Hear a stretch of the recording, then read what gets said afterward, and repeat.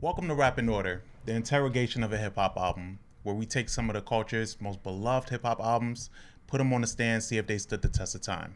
Now let's see who we got on the stand today. Welcome to another episode of Rap in Order. I'm First Class Regg. I'm Taurian B. Today, we're getting into Lupe Fiasco's second studio album, The Cool. The Cool was released in 2007 and followed up his debut album, Food and Liquor. The Cool was pretty much a big deal for Lupe because it was his commercial attempt, right? You know, the Food and Liquor, a lot of people loved it. It was a certified classic by a lot of people. And the knock to it was always that it wasn't necessarily an easy listen, and that Lupe, with his lyrics, he can kind of get, you know, a little more intricate than people were used to at the time. But this album featured Snoop Dogg. You had Matthew Santos, who was an up-and-coming singer. You had some other people on here. You had Gemini, another singer. And First and 15th was like a thing, you know, like that he was like getting ready to really take off with. Soundtrack was a producer. The Buccaneers or Buchanans, sorry. Buchanans. And yeah, it was an album that had a concept to it that followed from Food and Liquor, and he kind of closes the series of this character that we got to know from the first half, right? Yeah, he did.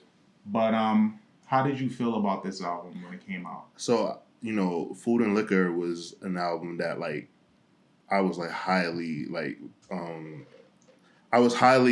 excited for. So when that album came out, and The Cool was such like a dope conceptual song, and that was when I was growing as like a fan of hip hop. So I was like becoming more in tune with like storytelling and rap. So the fact that like he did that with The Cool, and then he said he's gonna make a whole album about it, and then like, you know, he told the story of how like The Cool is like, you know, I think it's like the streets in the game, and the streets in the game, right? So the game is a woman, the streets was the homeless looking dude that was Kadeem. No, was Kadeem Hardison, right? No, so it was based on... No, Kadeem Hardison was The Cool. Was Kadeem Hardison The Cool? Yeah, remember because he resurrected, he died.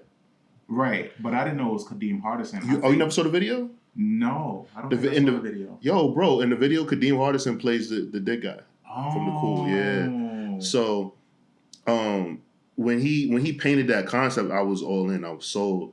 And I remember like this time around, it was going to be better because his first album got leaked heavy. There were like pushbacks. It was a version that was out that wasn't the same as the original version. So with this album, like pretty much they got all their ducks in a row and like made the album, you know, complete. But I'll say that in 2006, I was 20. Yeah, so 20-year-old Taurian thought that The Cool was the greatest thing ever. Like I was just like, yo, this is amazing. But you know, now revisiting now with my ears and then hearing other music from Lupe, this album for me is just too long. Like that's all it is. It's not like the album is bad. It's just that it's too long. And for a conceptual album, he only needed 10 tracks to get that across. Lupe Fiasco is highly intelligent, and sometimes I think that like it just goes over people's heads. You know, shout out to Dumb It Down. Like, you know what I'm saying? It's just like that's a fact. Like I'm a Lupe Fiasco like advocate. Like I think like he's a brilliant person. I actually think that he's too smart. And I know like how can you be too smart? When I'm saying that, it's like it's things that like the way that his brain works and how fast it works, it's hard for people to catch up. And sometimes you gotta like spoon feed people things. And with this album, like there's certain tracks on it I don't even feel like fit in with the concept. So it's like, what's the point of it? So like that's for me where my critique comes in. If it's a conceptual album, keep it to that storyline because I like to be able to follow that. You know, it's kind of like, you know, I get it. Like you have obligations to the label, the certain songs you have to make, but like, nah, fuck it. Like stick with that, stick to your guns. And I think that's why, I think because of The Cool is the reason why his albums are made, well, the Cool started it, and then we got Lasers, and then Lupe was like, "Fuck everything." And but like now, like with his latest like projects, so I'm gonna pronounce this wrong. Tessudo Youth. Mm-hmm. I love that album. That album. I remember, yeah, you wrote a review. Yeah, I think that's like his best work. And then like the recent project that he just put out, what is it called? Something Drill. Oh shit! You know what? I haven't even checked that. Shout out to Ryan. He was on my head about checking that album. Yo, it's really good, bro. Drill Music in Zion. Drill Music in Zion is a very good project, and the artwork for the cover is really dope. I just think that he figured out how to make better conceptual albums. It's just that the Cool was obvious because it was based off a popular song, but he's actually made more albums conceptually, and I think better than this. Better than this, and because I think he has more freedom now. Like the microscope was on him to be the next Jay-Z. Mm-hmm. Like, remember that? Like, you know, so we talked about that in the episode about Food and Liquor, but Jay-Z was supposed to be Atlantic Records with him. He was supposed to be the next one, and then Jay-Z jumped ship and went back to Universal Def Jam to be the president. And, you know, he was left in Leo Cohen and Kevin Lyle's hands. Mm-hmm. And so it was like their idea of it. And who's going to tell Kevin Lyle's and Leo Cohen, the men who signed DMX, Ja Rule, and Jay-Z, nah, my idea is better. Yeah, I get that. I think for me, my affinity for this album came at a time when I was exploring rap and all it had to offer. So like in all the different facets. And Lupe kind of fit the mold of that because he was very different on the front end of things. Like he wasn't violent, he wasn't rapping about guns, and we can kind of credit that style to Kanye popularizing like rap that's not necessarily violent. Don't tell Lupe that. You know, I know, but technically, that's just the way shit worked out. I mean, we were introduced to Kanye first. Yeah. So like, hearing an album like this that built on the surface and it made you really, really listen. Like, really listen to the lyrics, really listen to the concept, follow along with the concept. The beats were good, and then he had some commercial shit in here too. So it's like, it was a good balance from the first album. The first album was just trying to show you this nigga can rap. He's all about this. He's giving you a concept, and it flowed really well. But with this album, I think they were trying to show you like, oh, well, Lupe is here to stay. Like, you know? Mm-hmm. And this was only a year later that he released this album. Nah, it was impressive. I mean, and he probably could have gave us the album because Lupe's writing process is really dope. Lupe says that he tries to record albums in a day. And like obviously, you know, sometimes like he gets like he can't, but like that's what he tries to do. Like he spends most of his time like traveling, reading, learning about other things, like not rapping at all, not going in the studio. And then when he does decide to go in the studio, he tries to do it like within like a really short amount of time to just get it all out at once because he says, you know, it kind of happens where you kind of fall in love with how something was recorded or like you go back and you just do too much. He tries to get it all knocked out in one shot. Yeah. So I just like it's just impressive. I know for some like artists, they're like, no, like how the fuck could you do that? Mm-hmm. But like Lupe, he's that talented and that lyrically gifted where like he can go in and craft the project. And I think sometimes like that's why like we only get like we don't get him working with like a lot of producers. Like Lasers took a really long time to record for him because the studio like pretty much like they demanded. They was like, yo, like do this and do that. And like Lupe was like, well, I think this producer is better. Like he tries to not stay like boxed in. Mm-hmm. Like on this project, he worked with Patrick Stump from Fall Out Boy. Yeah. And Fall Out Boy is one of my favorite bands of all time.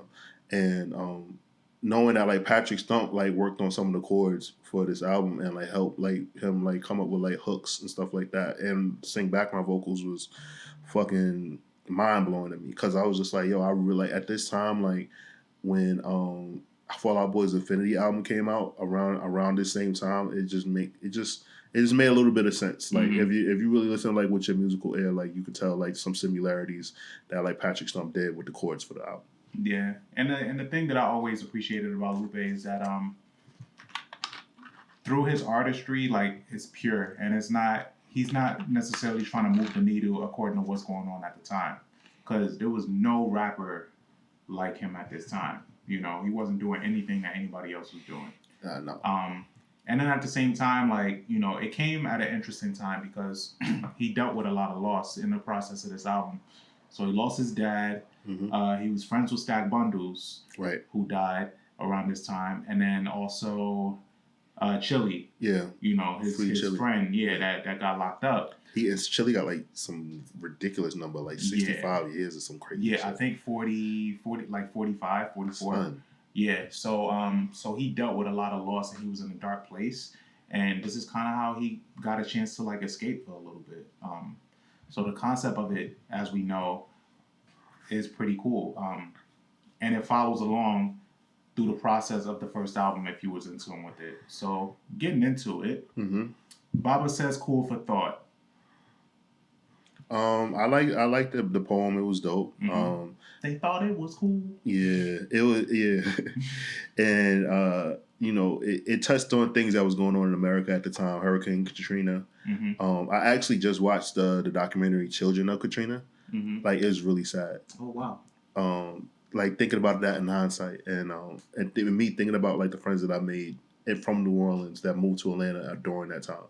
But yeah, like it just kind of like just set like the like pretty much like the scope of like what's going on in this time. Like, this album is absolutely a time capsule album, and in a good way.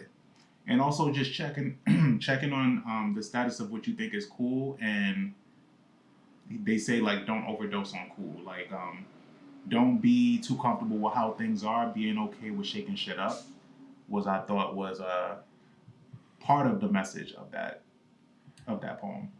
And then that's followed by Free Chili. Yeah, I liked how he started it off.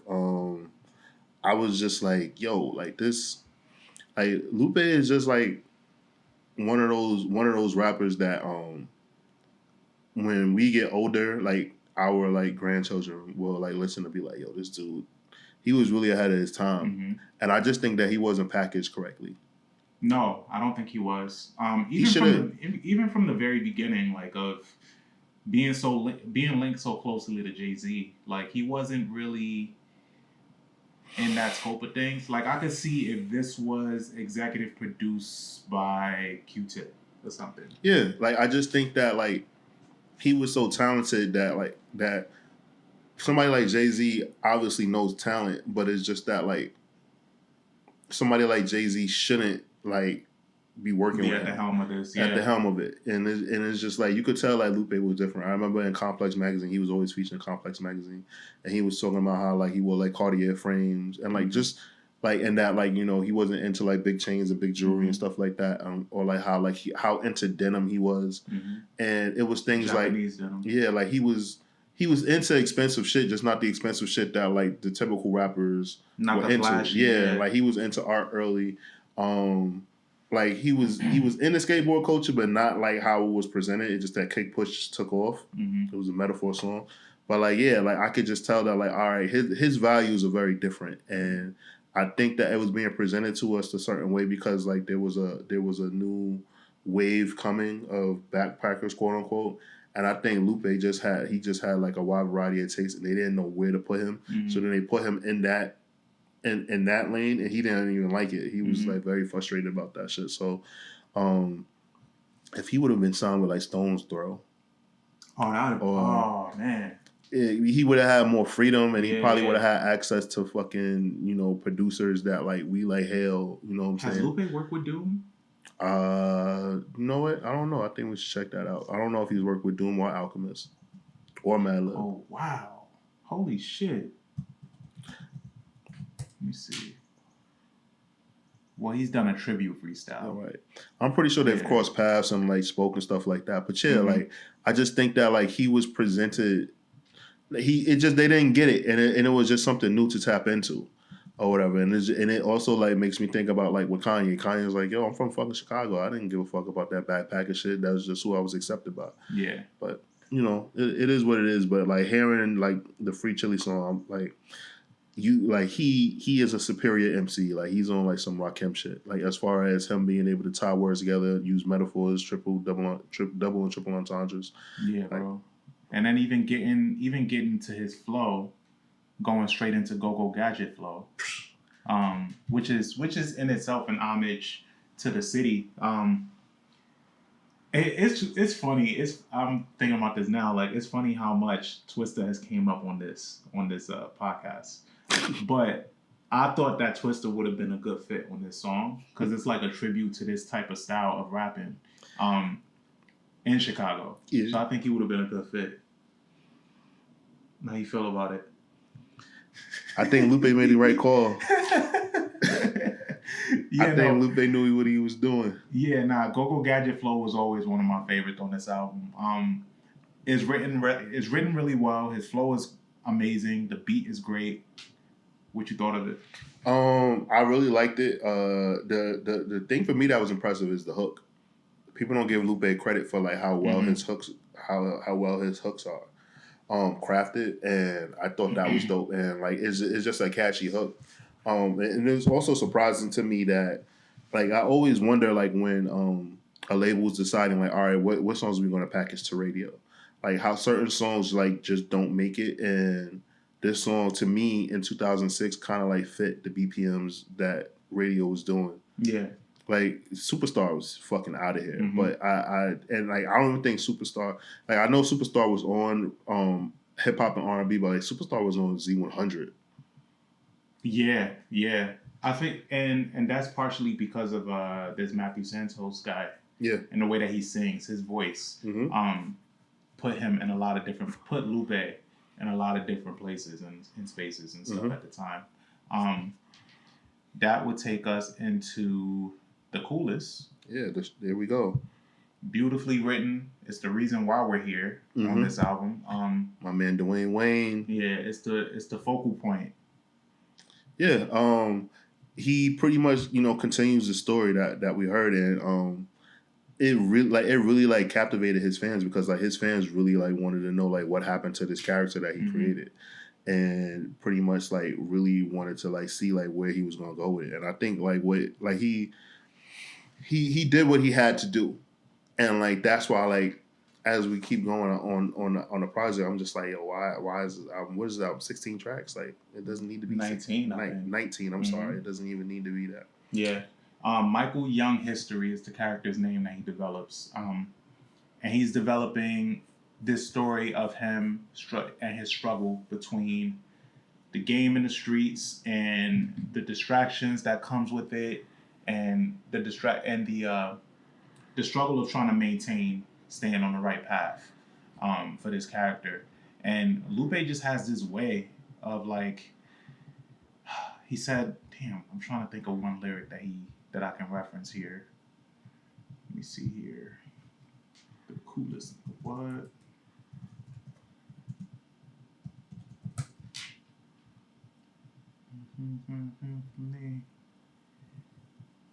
I am the Lord, but sometimes it's like that I love me more. I love the peace and I love the war. Like it's both sides of this character that he developed and he fleshed out so well.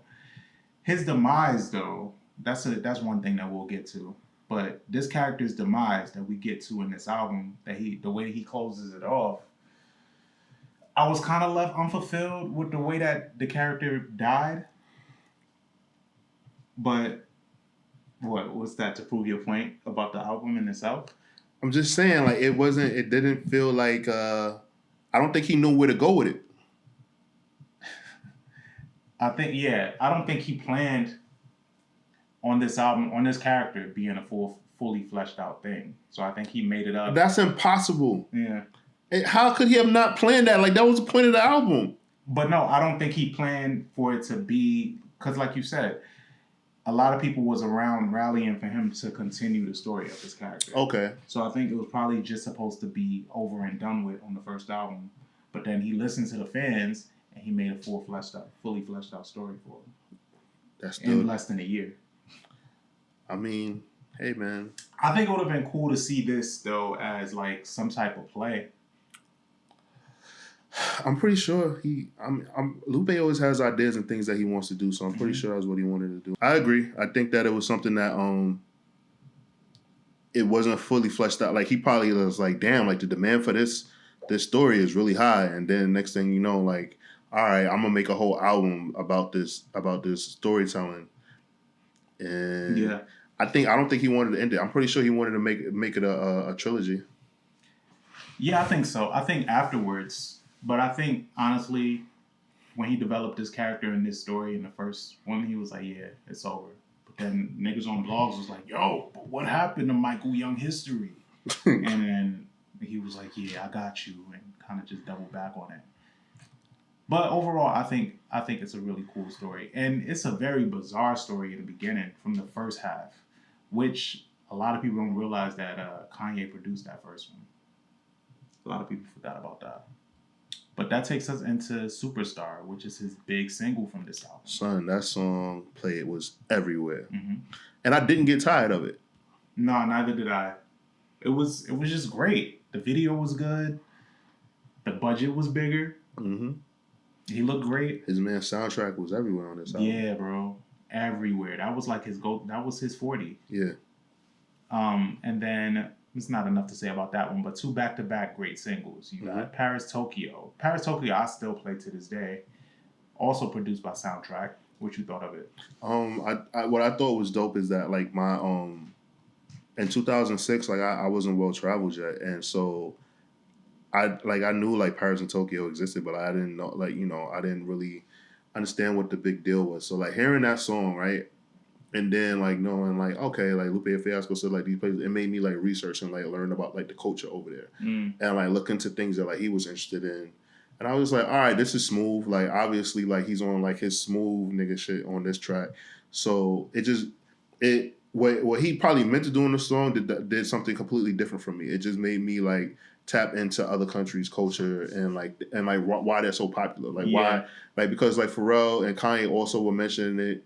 You know, Bape was huge at the time. So, like, I was trying to understand. I'm like, oh, shit. So, like, Paris is, like, the fashion capital. Like, you know, when you're like, I'm 20, so it's like I'm 2 years out of high school, so pretty much all you know is America, America, America, America. So you're just thinking that, and then you realize like, oh, there's other countries, and like they have probably more popping shit to offer, or like better culture. Yeah, this record always reminds me of Tribe.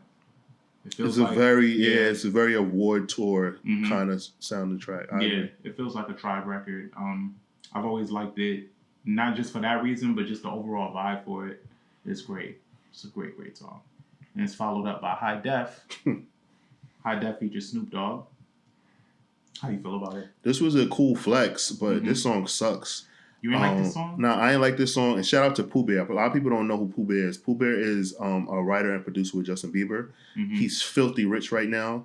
He paid his dues in the music industry, and you know, I just always liked his story. Oh, and he co-wrote "Caught Up" for Usher. Yeah. Pooh Bear is that boy. So High Def, I've always credited as like one of Snoop Dogg's best feature verses at the time, even though the production on it is not that good. Al Shucks. Yeah, from Al Shucks. And it kind of just, the way it comes in, it's not, I don't know if the placement helps it either. Yeah, bro. Like, I didn't enjoy it. I just didn't think, it's always cool to get Snoop Dogg verse, right? So you don't turn it down, but it's like, I think he probably should have, like, gave Snoop more direction on what the album was even about. Oh, yeah, Snoop don't give a fuck. So, you want a Snoop Dogg's verse? I got Snoop probably just was like, yo, I got a verse. Yeah. You want it? He probably just sent it to him. Like, yo, here you go. Put this somewhere. Yeah. And then that's followed by Go Watch, which I fucking love. The beat is fucking hard as fuck. I thought that this was a great pickup after that terrible song before it. Go Watch is cool. Lupe is he's so anti everything. I feel like I want to say G-Shocks were like the shit when this came out.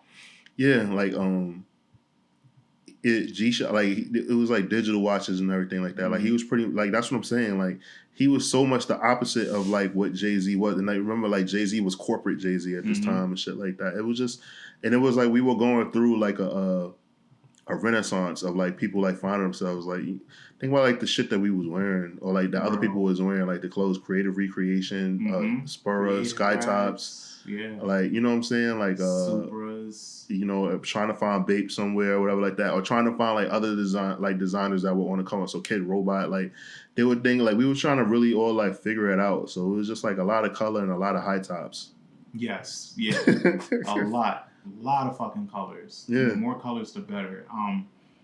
But Lupe had a way of simplifying his style that was really cool and kind of transcended to now because everyone has kind of scaled it back with like all the colors and all the flashy shit. Now it's like, yo, I got an expensive watch on, but it ain't flooded with diamonds, but it's expensive. Yeah. And if you know, you know. Yeah. Type shit. $200, $300 white shirts. Mm-hmm. You say, yeah, you said PK had on a white T-shirt that was like $200. Yeah, because of the TV show The Bear. If you guys have not watched The Bear, watch The Bear. It's a great show. It's a great show. The main character on the show, Cammy. Yeah, he wears these T-shirts that are like $200, and they're just plain white T-shirts. Must be nice. Mm-hmm. And then Go Watch is followed by Hip Hop Saved My Life, which features Nicki Jean or Jean. Probably Nicki Jean. Mm-hmm.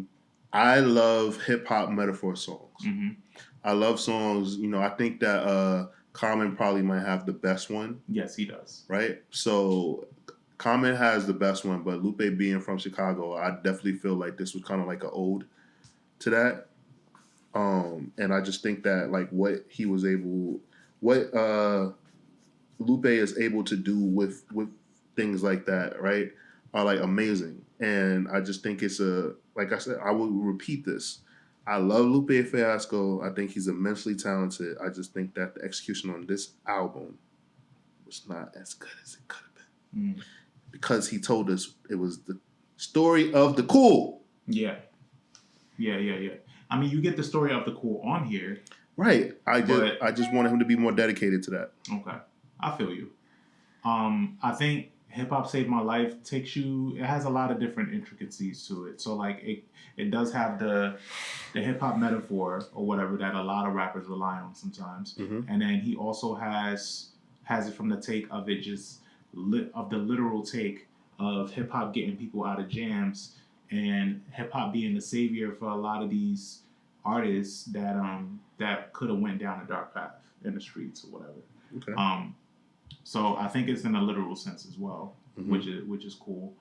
And then that's followed by Intruder Alert, which features Sarah Green. Song is shit. This song is annoying, bro. Like it's fucking ridiculous, bro.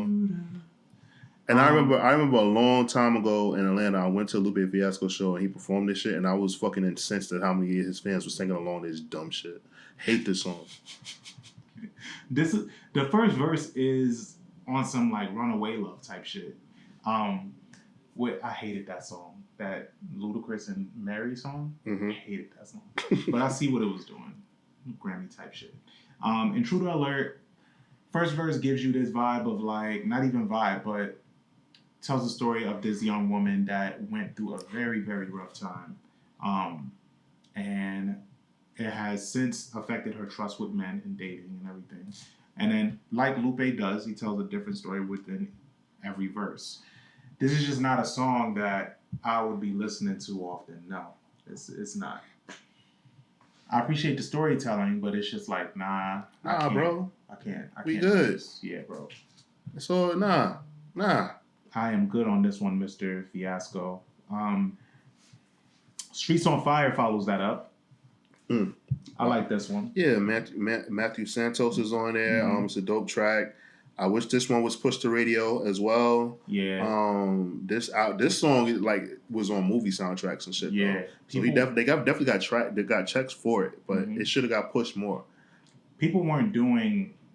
Rappers weren't doing songs like this. That was like alternative rap type shit. Yeah. Eminem bit this man's style. Eminem? You say Eminem? Yeah. Why Eminem? Remember when Eminem started making those songs with like Skylar Grey? Oh yeah, and he had but he had "Sing for the Moment," which was before this. Okay. Yeah. So I mean, and then he's white, so it's like. Yeah, but I'm just saying, like then he started like getting paired up, like leading into it. Because you could tell like at a certain point the label's like, hey, you two need to record together, and like you basically get paired together. So Skylar Grey was an Interscope artist, so Jimmy Iovine was like, "Oh, this is brilliant! Like, we'll bring your fan bases together." Like, what better way to bring Skylar Grey out here than Eminem? And then I think like with Matthew Santos, I'm 100% sure that like his fan base merged with Lupe's fan base. Like it's always interesting meeting like fans that aren't fans of hip hop, Mm-hmm. and then you talk to them like I'll give you an example. So I was on set yesterday, and they were asking me about hip hop, and like I like roll my, I was like fuck, because they hear me talking to Ice. So they were like Taurian, like who would you say are like the greatest rappers like right now? And I was just like Kendrick Lamar, and the guy was like, nah, bro, nah, it's Lupe Fiasco, and I'm gonna tell you why. And he just started telling me, and like he collects vinyls and has like his own radio show. I forgot the name of what. It's a new program that's on Amazon right now. Mm-hmm. Damn, what is the name of this thing? It's getting huge. Joe Budden is on there. Like Nicki Minaj took Queen Radio to the network. Amp? Yeah, Amp. Yeah. So, and he's just like Lupe Fiasco, man. Like he said Lupe, and then I'll say like he just went down. And he was like MF Doom. Like he just naming people. Though I'm just like, yeah, like these guys are great and they are amazing. Like, and I love them, and I think that they are two of the greatest. But like I was like, he absolutely doesn't listen to rap like on a regular basis, like because he listens to rap. That crossed over, right? And was introduced. And then once he got to Immortal Technique, the conversation I was done with him. Immortal Technique. And then I like talking to people like that because these people crossed over into their everyday lives, they feel like they're the greatest. Mm-hmm. And they just don't fucking weave from that. And it's like, yeah, bro, that's just the surface. Yeah, man. Like, good. You don't really know shit. Yeah, I'm Gucci. Little Weapon follows it up. Now, this song fucked my head up because, like, basically, like, when I was able to like go back and re-listen and understand like the story that he's telling, like of a refugee, a child refugee, pretty much like killing people and comparing it to like it's a parallel of a child refugee and I think a kid going to the army for the first time. So it's like they're both in Afghanistan, but they both have like it's like parallel lives. And I just thought like, yo, like that's a really dope concept and some using a different part of your brain to like be able to conceptualize. And I think that I could definitely tell that Joyner Lucas was absolutely a Lupe fan. Bro, what? And then again, like even how he starts the song off, the killed another man today, like the beat too. Yeah, it's so fucking like, bro, my man Patrick Stump. Yeah, that shit wakes you up, man. Even this like late into the album to like have a heater like this. Yes.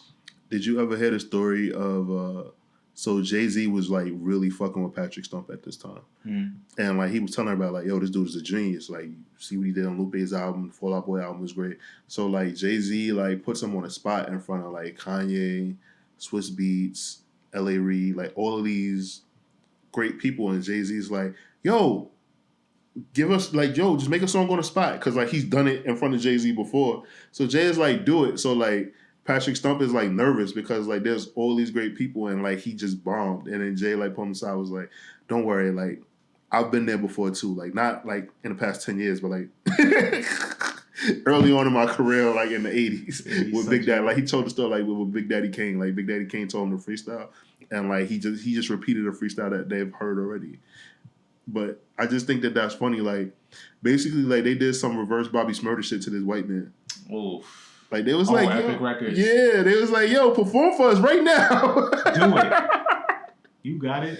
Nigga Hope say, yeah, I'm on fire right now. So not right now in the past 20 years. But I've been there back in the 80s. Yeah, man, that was funny.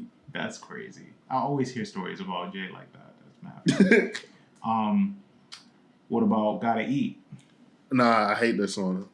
Gotta Eat reminds me of I Know You Like My Style from 50. It has this feel to it that 50 has on the song. That I kind of enjoy. It always reminded me of that. The beat and the chorus is kind of in the vein of 50. Yeah, I get it. I just wasn't skip. Got nothing for it. And then, of course, we got Dumb It Down. Dumb It Down. Basically, all the critiques that Lupe could have got at the time from you name it, Pitchfork, whoever, was like, this nigga too smart. He gotta like change these lyrics up. What's he trying to do with this? Yo. He think this is gonna be on radio? Like, what he trying to do? And he was like, all right, I got you. I'm gonna call this Dumb It Down, and I'm gonna make it a mind fuck. Mm-hmm. Yo, this song, I listened to this song a lot, because it was one of those times where like I was just like, this is what Jay-Z was talking about when he says he wants to rap like Talib Kweli. Mm-hmm. You know, or like Common Sense. Like, this is like why he can't, because it's gonna go over too many people's heads. And I also think like this is why, well, besides like Rakim not being able to work with Dr. Dre, I think this is like why Rakim had like a hard time with his second act in hip hop when he left Eric B and went solo. It's just one of those things where it's like he's rapping about things and like, you know, what he's seeing. And sometimes like the way you gotta like spoon feed the masses is like you gotta like kind of like cut it in half. And like Lupe Fiasco is a very intellectual person. Mm-hmm. This is why like it's really funny to me. Like people make fun of Nas, but Nas really figured out how to spoon feed people. Like music where like he's giving you information, or he might be like using like his wordplay to like mask what he's talking about, but like his fans appreciate it. Mm-hmm. I think Nas of all the rappers was able to get to like the highest of it, and like not like get like criticized for it as much. Like Nas definitely puts a message in his music like really often, and still like is able to like keep like whatever. Simplicity. Yeah, still. I guess I've always thought that about Nas. I've never been able to put it into words like that, but that's true. Because like I think with Nas, Nas has always been looked at as the complex guy. But like if you listen to him, it's super dumbed down. Like, but he's just so good at laying it out that you could follow every step of the way, and it's super detailed. Yeah, man. Like that's like one of his biggest strengths for me. Yo, like I agree, and I think that's like a strength that like he can like I feel like he can like teach lessons on it. I would say that like Kendrick Lamar right now, like he just doesn't care, but he's like so like big and so over, like it doesn't matter. Like he made Damn, and I think that like Damn was like the closest that we'll get to like dumbed down music from Kendrick Lamar. Yeah. And like that's not like I don't even think that's a dumbed down project, because you can play that project frontwards and backwards. Mm-hmm. And like I just think that like Nas figured out that perfect medium though. Yeah, I agree. This one is Gotta Eat It. Well, no, sorry. Dumb It Down is followed by Hello Goodbye, which is another alternative rap type style on this album. Mm-hmm. It's authentic. Nobody was doing shit like this at the time, like I said. How about you? How do you feel? The production was really menacing on this shit, which I really liked, and I also think that this is one of his best songs he ever made. I think it's cool, and it's like, and it's telling of now too what he was rapping about on this track, of like just being in terror of literally everything, even down to the air that we breathe, and coming out of the pandemic, that rings true as hell. Yeah. So I think this is definitely one of those cornerstones in his catalog. And then leads us to The Die, the end of the road from Michael Young history. Yeah, man, what a terrible ending. Mm-hmm. Like the nigga went through all that he went through from the last album to this album to just get shot and killed waiting in the car while his homie took a piss. Yeah. And the gemstone guy, like, why didn't he just get Twister? Yeah. That's what I'm telling you. Twister should have been on this album in some way. Comes back to it. I just think that's funny. That tells you a lot. He should have been on here. That tells you a lot about what he thinks about Twister. I think they worked together though, so they've worked together before. I'm just saying, Reg. And then The Die is followed by Put You On Game. Menacing production. The production actually sounds like something Eminem would have did. Yeah. Mm-hmm. I literally wrote, "Lost Me Now." Too many tracks. Too many tracks. Yo, Put You On Game is a dope song, because I think it puts, and it's an important song for this album. It puts this album in perspective of like everything that he's talking about. The game versus the streets. Put You On Game, the game being like Satan in a way. It sounds like he's describing Satan, or he's Yeah, rapping from the perspective the of game Satan. the game is absolutely Satan, Yeah. and like I get it. He was trying to do the DMX versus Damien thing. Mm-hmm. Get it? Like even in the way that he's rapping too is so potent. Like, don't you know that I run this place and I become this face? Like he's just he's like rapping like, yo, the audacity that y'all think y'all can fuck with what I've built over the past how many fucking years. He's rapping from a really dark place. Yo, bro, God better not ever give me one. I don't know how like millionaires don't do this. Go like to their favorite artist and be like, hey, I would like for you to make an album executive produced by me, for me, and just tell them like, listen, like just like you can rap about what you want to rap about, but I'm just telling you, you got to stay within these lines. Yeah, because I would do it. I would like the things I would spend my money on. People would think I'm fucking nuts. Like people would think like somebody like Shaq is nuts putting Superman sign on everything. No, I'm some of my favorite musicians are making albums for me. Oh, like for you? Yeah. Damn, what do you think? That bag would be crazy. Yo, bro, like think about it. Like if a label is giving an artist, like think about how most artists are getting jerked. Like if I got like $3 million to give to somebody, I have $3 million for you to record this album. I will have the studio. You don't have to pay for any studio. The $3 million is yours. Would you have any say so in how they do the album, or you just want them to run wild? I don't want them. Well, I would just tell them like, listen, like I would tell Jay-Z like, yo, I want you to make Reasonable Doubt Part 2. His crazy ass probably already got that somewhere. Yeah, probably, right? I would just be like, yo, Jay, I want to pay for Reasonable Doubt Part 2. And I'll have a sign a contract and be like, listen, no one will hear this. Like, well, no one will own this project outside of me. If it does, I breach contract. You can sue me, blah, blah, blah. But like, I just want that project. That nigga would definitely charge you more than $3 million. We'll see. $3 million is a lot of money, cash, untaxed. Yeah, that's true. So I get what you're saying. I'm just saying, like, and obviously, like Jay is like the top, but like, you know what I'm saying. I'm definitely going to Freddie Gibbs and Pusha T. Yeah, with $2 million and just saying like, yo, I want a coke rap album, and I want you to rap over like the soundtrack of the fucking Sopranos. Like, give Alchemist. I'll give Freddie Gibbs money to delete his Instagram account. Don't make Instagram no more, because then he had no choice but to be in the studio. Yo, him and Benny the Butcher right now, they going outside. Them niggas is, man, it's crazy because I saw, and I know this gets us off subject, but I saw them going back and forth on Instagram and all of that shit. And in my mind, I'm just like, yo, how old are these niggas? But then at the same time, you think about how rap beefs and shit like that used to like be really exciting for us, especially in the 90s, early 2000s. Yeah. But it's like, yo, y'all niggas is really going on Instagram and all of this shit, just uploading shit, arguing with each other. Like, it's so corny. You know what it is? Because like now we're at the point where like we really understand like what comes from it, and like we've seen so many rappers like squash beefs as well. And it's like, this not even like on wax. Like I would be more understanding if it was on wax. Like basically they doing what Cameron and 50 Cent did, and I think that's when we started realizing it was corny. Mm-hmm. And because then remember like Rick Ross was coming out and like they weren't making music. Yeah. Like it was just like grandstanding. It kind of felt like wrestling. Yeah, it does feel like wrestling. And I think Benny has some shit coming out. Freddie has been having an album come out for the past 2 years, so who knows? Like, these niggas is just pulling strings right now.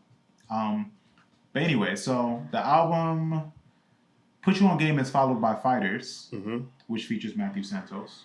I don't understand how like him and Matthew Santos didn't just put out a complete album together. Mm-hmm. I would think it would be dope if he just said like, you know what, I'm gonna show Flo Rida and these niggas how to actually make a crossover rap album. Yeah, and just do it because he's good at it. Like that's the funny thing. Like he's actually like really good at it.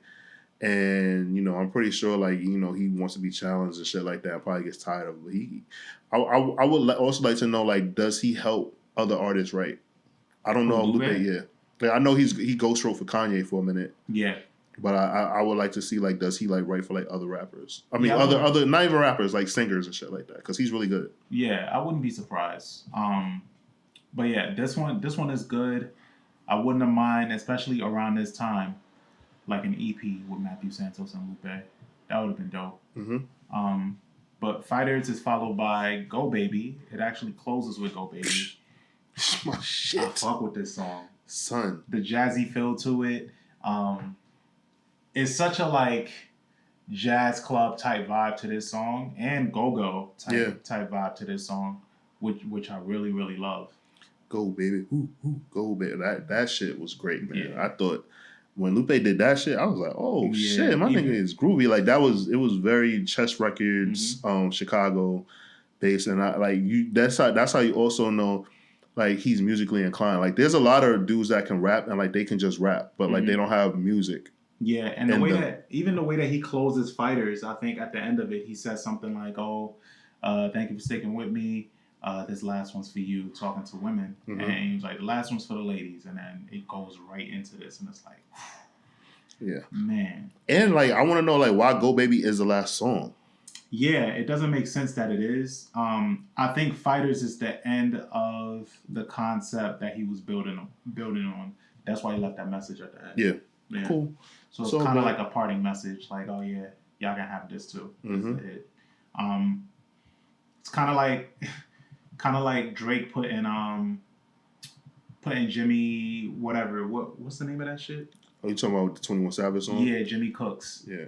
Putting that at the end of this dance album, that just like had all these tracks that kind of just flowed together, and then at the end you had this song with you rapping. It's the opposite of this, but because it's more of a fun song, but it's kind of the same thing. So that brings us to the end of the album. What's your thoughts? What's your updated thoughts on The Cool in 2022? Well, out of 5 waffles, I have to give The Cool 3.5 waffles out of 5 because like the highs are really high. And correction, it's not 6 songs that I absolutely hate; it's 5 songs that I absolutely hate. Off the project, I'm just mad that I'm not pleased that the album wasn't conceptual, like it wasn't cohesive as I envisioned it. So yeah, like there are great songs on the project. Obviously, the rapping was not a problem, but those 5 songs really left a bad taste in my mouth. Conceptually, it wasn't as appealing as it was hyped up to be. So to me, it didn't live up to the hype. And then also, I wish that all right, those 2 songs that didn't have Twist on it, that should have. And then also I wish that he did use production from like not big name producers, but like other like out of his circle. But I because I know when I researched the album, he kind of tried to record the album like in a week, so he was just locked in with he had the beats that he had, and that was it. And he wasn't sharing that money with no big name producers. Yeah, like I get what's going on, and I mean it still works. Like the album sounds great, but 3.5 out of 5 for me. This album meant a lot to me in 2007. Like I said, I was exploring a lot of different sounds, especially when it came to rap. And I was heavy in the blog music and everything I came across. I was like a fucking sponge. And Lupe came at a very important time. And this album I felt had it had a balance that Food and Liquor didn't have for me, because he tried different shit and he built on concepts really, really well on this album. I give it a 4.5. Really? I thought it's not a classic? So that's the thing. So 4.5, only because there are certain songs on here that I don't care for. But I think if I'm not just rating the music and I'm talking about the experience of it, the ideas and the thoughts that I have attached to this album, it's a classic in that frame. But if I'm just rating the music, I'll give it a 4.5. All right, and I'm cool. taking my personal experience out of it. I'll give it a 4.5. I don't know why you're doing that. I would keep it in there. LaShawn's going to watch this episode. He's very upset that I won't rank this album 5 out of 5. Oh yeah. LaShawn feels that this album is a 5 out of 5. Yeah. I mean, I could just say I could be selfish and say yes, it is a 5. But if I want to take my personal experience out of it and the nostalgia value of it, the nostalgia pack, which is what we do here, we kind of separate these albums from the nostalgia and just listen to it now, see the frame of mind that it holds up, and 4.5 is still a solid ass rating for over 15 years. Yeah, I think it's a solid rating. Me and Regg have like a different I don't have a problem comparing their projects to their other projects, all that stuff. Regg doesn't do that. He does singular, so it's okay. So just understand that our ratings aren't streamlined, but yeah, 3.5 out of 5 ain't bad either. Yeah. I mean, it's middle of the pack. He has other projects way better I can recommend to you guys. And I think it's definitely worth a revisit for all the listeners out there. I believe, this album just celebrated a milestone. I want to say 15 years, right? Yep, 15-year anniversary. You and Rob are going. Yeah, 15-year anniversary. 15-year anniversary, and it's a big deal. I think Lupe is a very important artist, and a lot of people forget that sometimes. But this album can be a reminder for you. I'm First Class Regg. I'm Taurian B. We out of here, y'all. Catch you next time. These are their stories. Dun dun.